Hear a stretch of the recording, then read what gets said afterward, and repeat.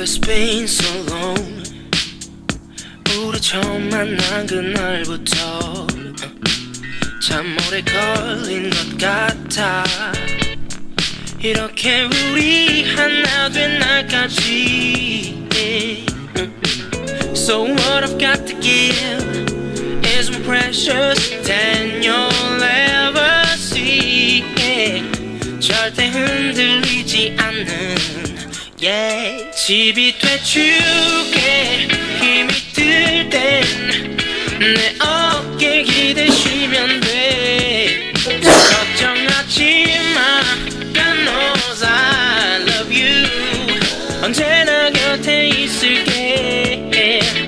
변함없는 오래된 친구처럼 항상 네 편이 돼줄게.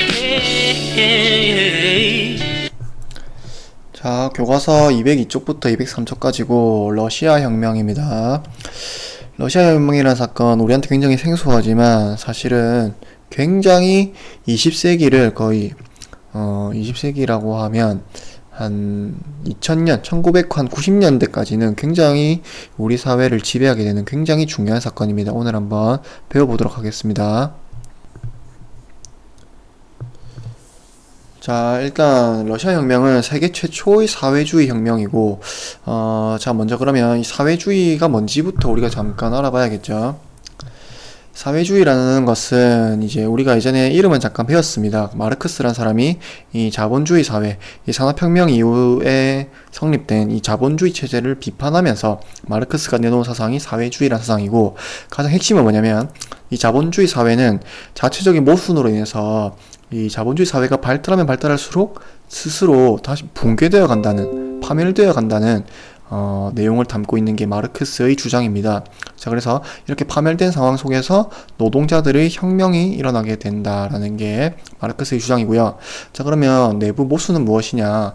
자본가는 이제 노동자들에게 돈을 벌기 위해서 최대한 적게의 임금을 주려고 하는 그런 어떤 정책을 펼쳐나갑니다. 그래야 자신들에게 이득이 되니까. 자, 근데 이제 노동자는 저임금을 받게 되면 무슨 일이 생기느냐?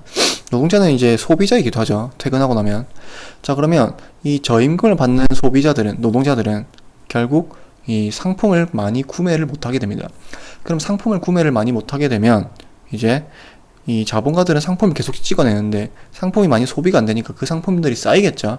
그런 상황 속에서 이제 경제공황이 발생하게 된다라는 것이고, 자, 그러면 이 경제공황 속에서 노동자들은 이제 스스로 단결해서, 이때까지 괴롭힘 받던 노동자들이 스스로 단결해서 이제 혁명을 일으키게 된다라는 것이고, 이 혁명 이후의 사회는 이제 개인의 어떤 사유재산이 사라지고 모든 사람이 공동으로 소유하고 공동으로 이제 생산하게 되는 그런 평등한 사회가 올 것이라는 게 이 마르크스의 사회주의 이론의 가장 기본적인 틀이라 할 수 있겠습니다.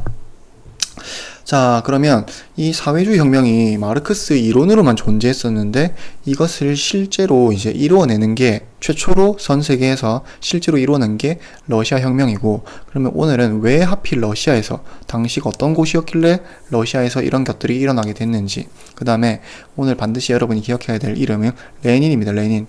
이 사람의 역할도 한번 살펴보겠습니다. 자, 일단 당시 러시아의 상황을 먼저 파악하자면, 러시아는 이제 서유럽에 비해서는 굉장히 낙후된 어떤 근대화가 거의 이루어지지 않는 상태였습니다. 이 차르, 러시아의 황제를 차르라 부르는데, 이 차르의 전제 정치, 이미 서유럽은 의회 정치가 다 구성되어 있는 상황 속에서 이 러시아는 여전히 차르가 전제 정치를 펼치고 있었고, 이 중세 유럽에서는 끝나버렸던 농노제를, 아직도 19세기인데도 농노제가 시행되고 있었던 어떤 노예나 다를 바 없는 삶을 살고 있었던 게 러시아의 대부분의 사람들입니다. 자, 그럼 이렇게 낙후된 상황 속에서 이제 크림 전쟁을 패배하고 난 이후에 근대화를 추진해야겠다라는 어떤 깨달음을 얻게 됩니다. 이 크림 전쟁이라는 것은 이 초록색으로 표시되어 있는 이 부분을 크림 반도라 부르는데, 여기를 차지하기 위해서 내려오는 러시아와 이걸 막으려는 오스만 제국, 그리고 오스만 제국을 도우려는 영국과 프랑스의 어떤 이 전쟁입니다. 자, 근데 이 전쟁 속에서 러시아가 이제 이 영국과 프랑스의 우수한 군대와 무기를 맛보게 되는 것이고, 그래서 자신들도 어떤 산업화를 추진해 나가게 되면서 어떤 노동자를 이제 얻기 위해서 이 수많은 공장에서 일할 노동자를 얻기 위해서 농노들을 다 해방시키는 농노 해방령을 발표하게 됩니다.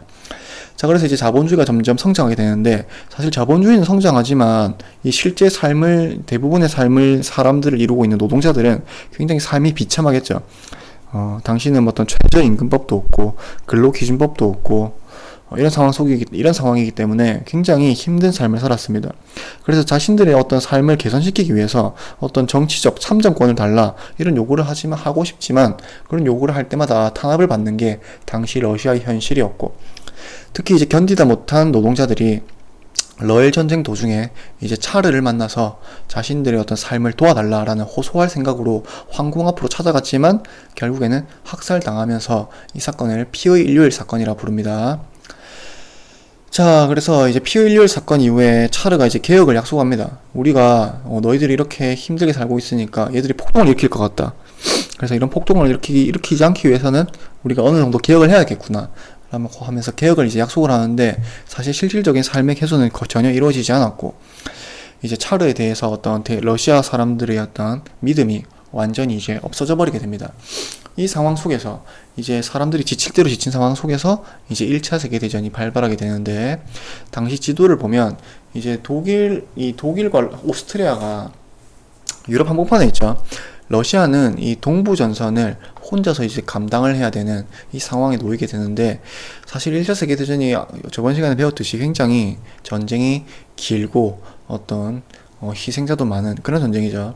자, 그래서 이런 전쟁이 계속 길어지면서 이 수많은 사람들이 군대에 끌려가게 되고 쓸만한 물건들은 전부 전쟁터로 보내지고, 이 상황 속에서 더 이상 전쟁을 도저히 할 수가 없는 상황인데도 이 러시아 황제였던 차르가 계속해서 이 전쟁을 계속해라 강요하는 겁니다. 그래서 이 상황 속에서 이제 1917년 2월 한창 1차 세계대전 도중에 이제 러시아에서 혁명이 발발하게 됩니다. 자, 그래서 이제 당시 노동자들이 전쟁 중단을 요구하면서 파업을 요구했고, 그리고 이걸 진압하라는 군인들도 역시 명령을 거부합니다.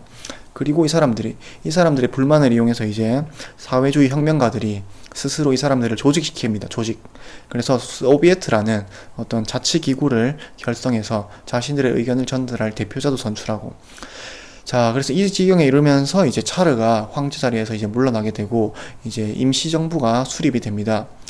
자, 근데 이제 임시정부는 이 노동자들의 요구, 당시 러시아 민중들의 요구를 외면하고 전쟁을 계속해야 되겠다는 어떤 선택을 하게 됩니다. 그리고 이 사람들의 삶을 개선시킬 어떤 개혁안도 모자랐기 때문에 이 사람들의 기대는 큰데, 새로운 정부에 대한 기대는 큰데 그 기대가 곧 실망은 곧 분노로 바뀌게 되는 거죠. 자, 그래서 이 분노가 폭발하게 되면서 이제 당시 사회주의 혁명가였던 레닌이 이제 볼셰비키는 이 레닌을 지지하는 사람들을 볼셰비키라 부릅니다. 이 레닌을 따르던 볼셰비키와 이 레닌이 이 무장봉기를 일으켜서 결국에는 임시정부를 뒤엎고 이 사회주의 정권이죠. 소비에트 정부가 이제 수립이 되는 겁니다. 자, 그래서 수립되자마자 이제 독일과 협상을 통해서 전쟁을 중단시키고 어떤 사회주의 경제 이론대로 토지와 산업을 국가의 소유로, 사유재산이 아니라 국가의 소유로 이제 돌리게 되는 이런 개혁들을 진행시키게 됩니다. 자, 이렇게 사회주의 이론대로 한번 국유화 조치를 해보니까 분명히 책에 따르면, 이론에 따르면 이러면 모든 사람이 이제 평등해지는 행복한 삶이 펼쳐져야 되는데, 해보니까 경제 상황이 갑자기 굉장히 악화되면서 불만이 또 커지는 겁니다.